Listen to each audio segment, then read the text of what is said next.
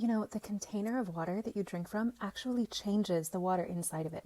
This is day 4 of Get Quenched, 28 days of hydration, and today's theme is containment. So the vessel that you drink your water from matters way more than most people realize. And today we're going to talk about why your water bottle is actually a portable altar that either honors or harms the living liquid that's inside of it.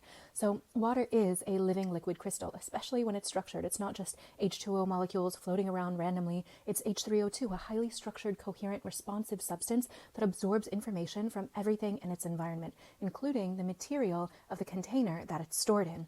Now, we'll go over more in subsequent days about how to structure your water, but suffice it to say for now, when you put your water in plastic bottles, especially cheap disposable ones, the water absorbs phthalates, BPAs, BPS, and other xenoestrogens that are actually endocrine disruptors. They mimic estrogen in your body, which contributes to all kinds of hormonal imbalances, infertility issues, early puberty in children, and increased cancer risk, all kinds of things. Even BPA-free plastics will still leach other chemicals, and when any plastic is exposed to heat or sunlight, the leaching accelerates exponentially. Water is the universal solvent. She's always consuming, licking the world around her. She's always eating everything she comes into contact with so that she can better reflect her environment, which in nature is a beautiful thing, but in the man-made matrix, not so much.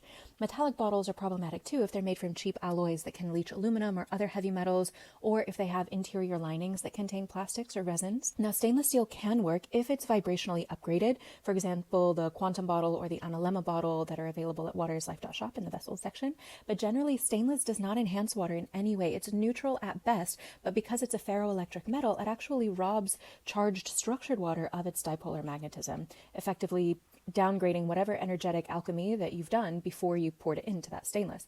But when you put your water in glass or ceramic or copper, something different happens. So glass is totally inert. It doesn't leach anything, and it allows you to see the beauty of the water itself inside, which changes your psychological relationship to it.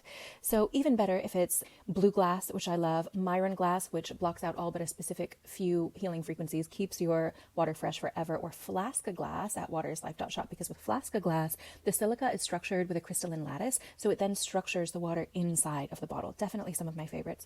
Copper has some antimicrobial properties. It can actually structure water to some extent and add a little bit of trace minerals to it, although you have to be really careful that it's pure copper because most copper bottles are mixed with other metals, and copper doesn't really agree with everyone's constitution. That's why I don't carry it at waterislife.shop. It's not great for everyone, so proceed with caution.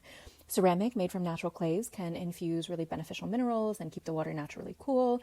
So long story short, here's today's homework, day 4. Invest in a vessel that you genuinely love, one that is so beautiful that you want to carry it with you everywhere you go, one that makes you feel reverent about the water that's inside of it, one that feels like you're carrying a cylindrical altar that contains the liquid life force energy that will become your very bloodstream, that will become your own life experience. Because that's what water is. When you upgrade your vessel, you upgrade your entire hydration practice. It becomes a ritual instead of just a chore. It becomes a meditation instead of just mindlessly gulping between meetings. Now, all of the bottles that I recommend and endorse can be found at waterislife.shop under the vessels section. Just comment the word vessels and I'll send you a direct link to it.